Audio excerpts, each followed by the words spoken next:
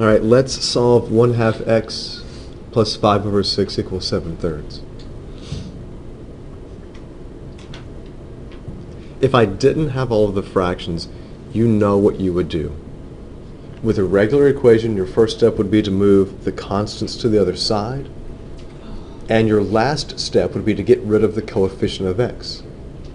If we try to get rid of the coefficient of x too soon, then we end up causing problems, and most of the time we're doing the problem incorrectly.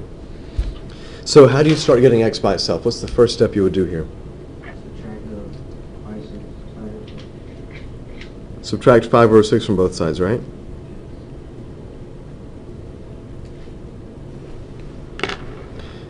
But these guys don't have the same denominator. So what do? Do I cry? No, you get the common denominator. What's the common denominator between 3 and 6? It's 6. Mr. Craig, you're really nice. I know. So how do you go from 7/3 to something over 6? What is that something?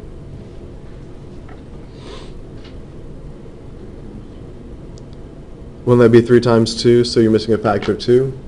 You end up with 14 over 6. Did you have to do anything here for the negative 5 over 6? No, so that's just negative 5.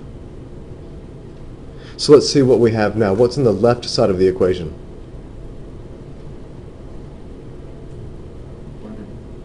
On the left side you have 1/2 x. What's on the right side?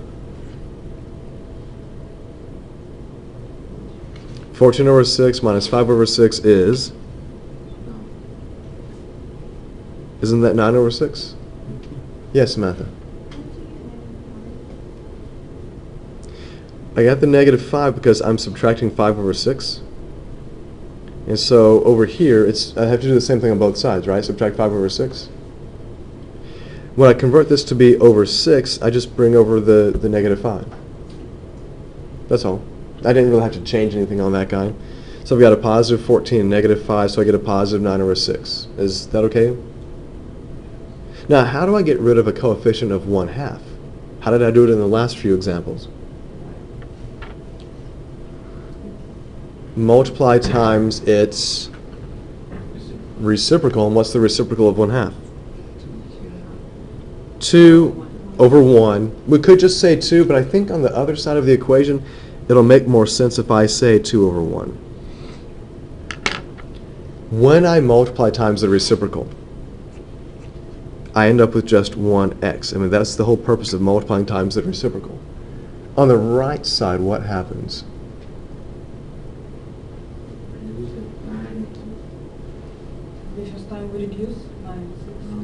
I can reduce the 9 over 6. I can reduce the 2 and the 6. It doesn't really matter, does it?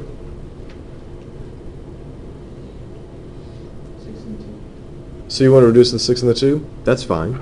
But again, it doesn't matter. So 6 and 2 have a common factor of what?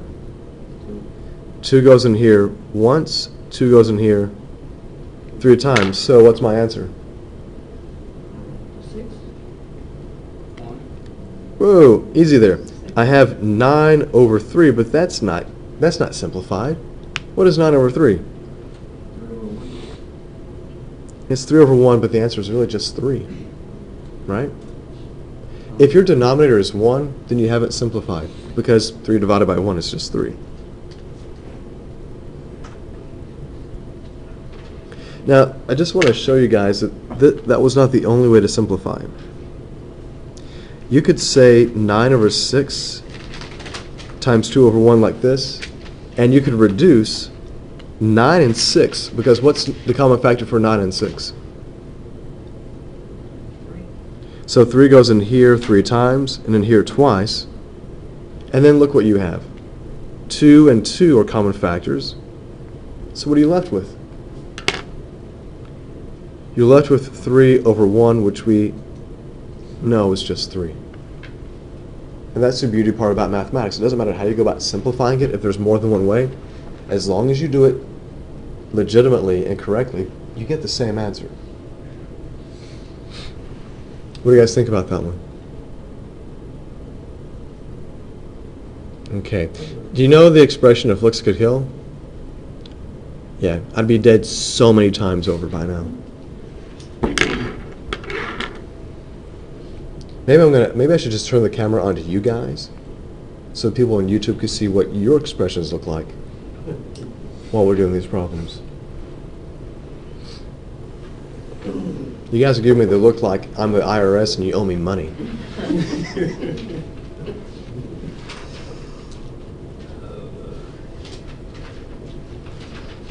All right, so let's do this. Let's have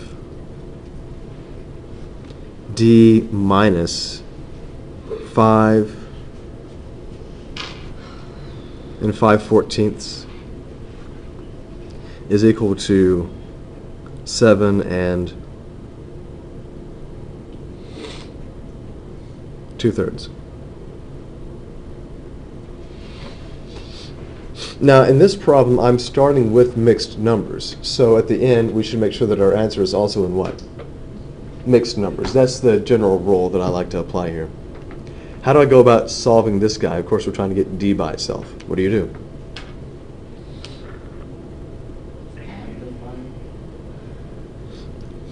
Right, you're just having to move the 5 and 5/14, right?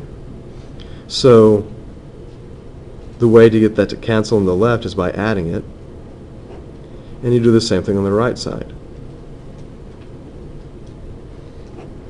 And then this is the stuff that we did last time, right?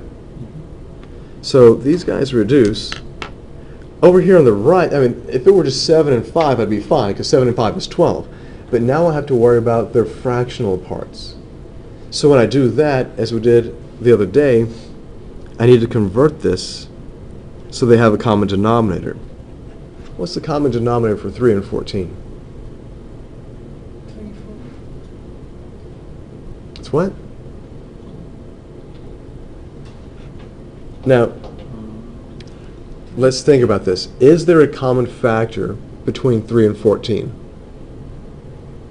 Is there a number that goes into 3 and 14?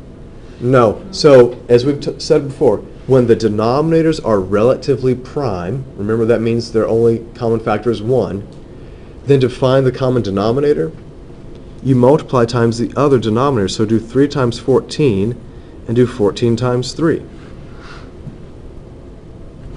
That will give you a common denominator. And in this case, it will be the least common denominator. So what's 3 times 14?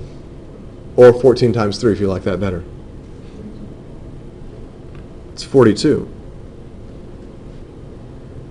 All right, so what do I have here for the numerator?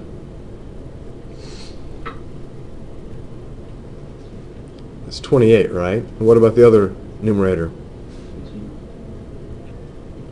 You get 15. All right.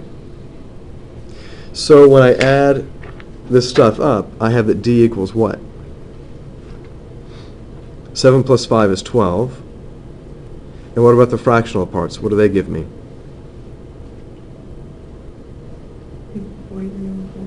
28 and 15 is 43.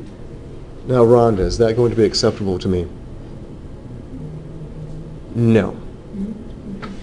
This is a case where improper fractions are not acceptable. Because isn't 43 over 42 improper? Yeah. You cannot have an improper fraction with a mixed number. That is unacceptable. So, how did we do that the other day? Hold on.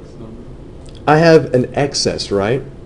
When it's an excess, that's when I get to carry the 1. I'm not borrowing, I'm carrying. I get to add 1 back, right? Because if I were to look at just this little fractional part right here, what is that as a mixed number? That's 1, because 42 goes into 43 once with a remainder of what? So, this is enough to make another whole unit, right? So then D equals what? 13 whole units, and then you have 1 over 42.